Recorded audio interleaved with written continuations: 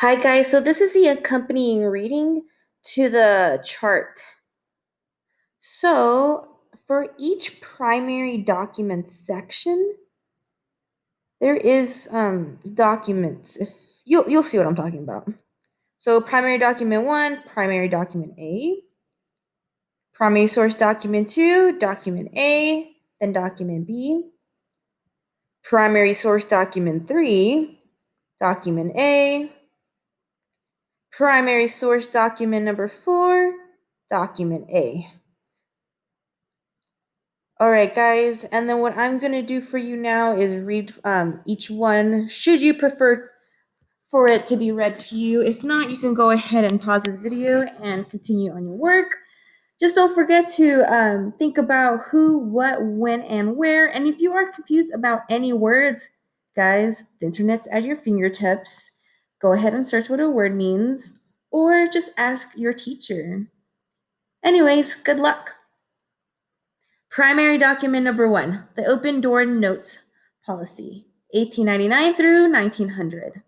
By the late 19th century, Japan and the European powers had carved much of China into separate spheres of influence, inside of which each held economic dominance. The US, coming late to imperialism, held no sphere of influence in China.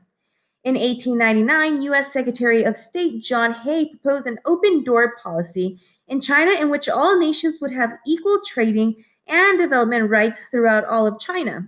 Such a policy would put all the imperialist powers on equal footing in China and would limit the advantages of having one's own sphere of influence.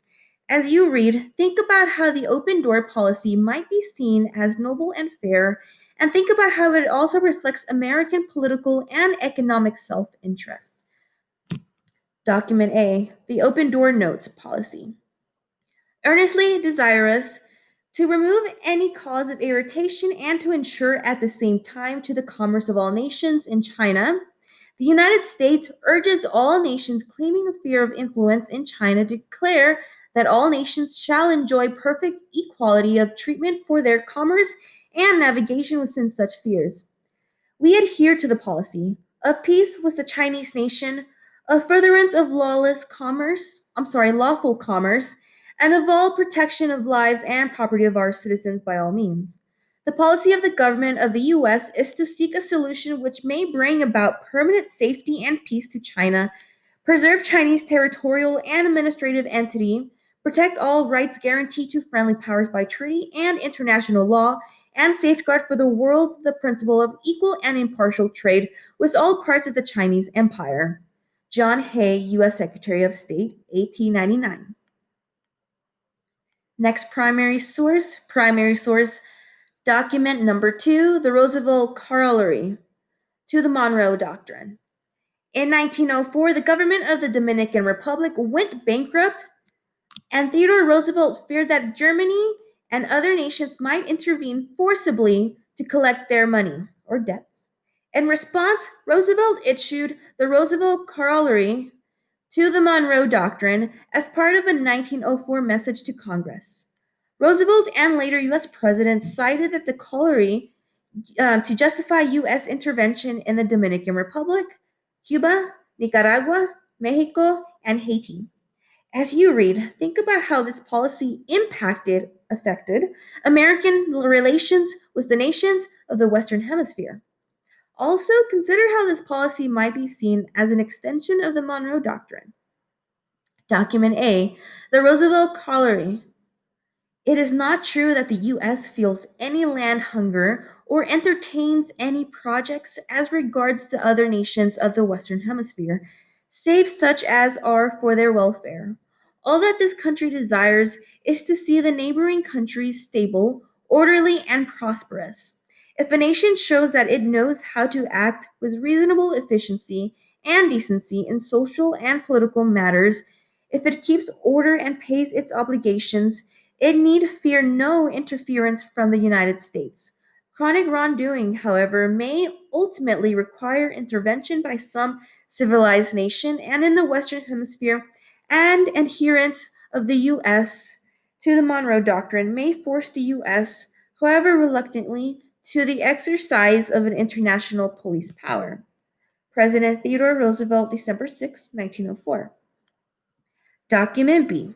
I have always been fond of the Western African proverb, speak softly and carry a big stick, you will go far. Primary source document 3. William Howard Taft's Dollar Diplomacy.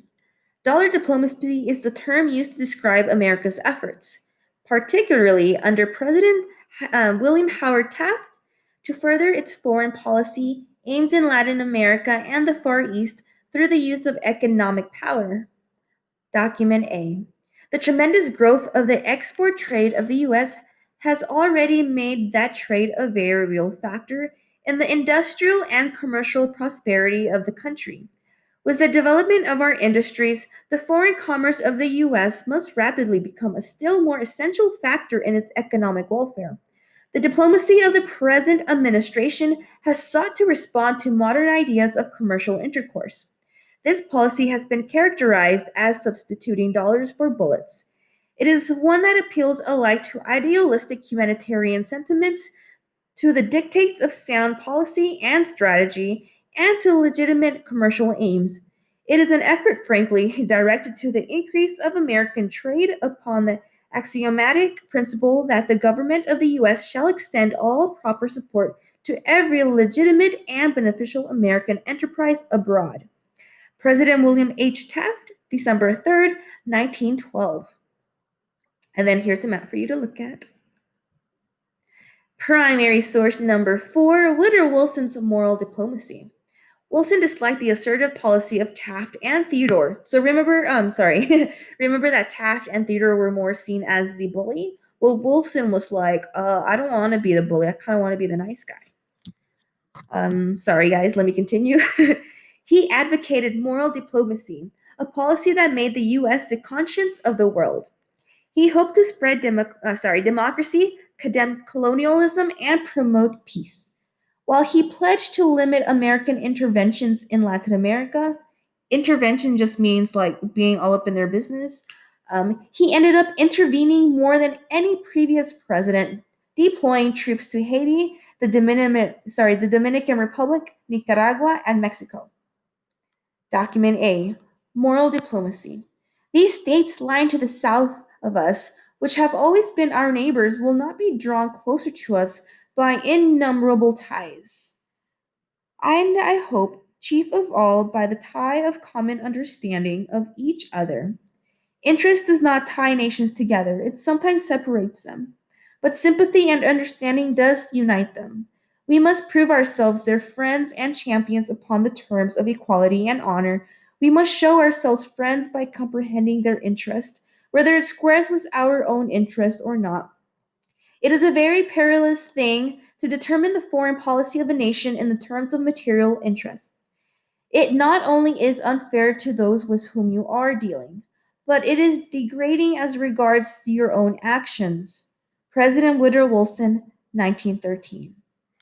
That concludes the reading. Guys, if there's any word you are not sure about, please ask your teacher. We are here to help you with the vocabulary words, okay? Plus, you can always Google the vocabulary words too, okay? But other than that, guys, if you have any questions, please let your teacher know. Thank you and good luck.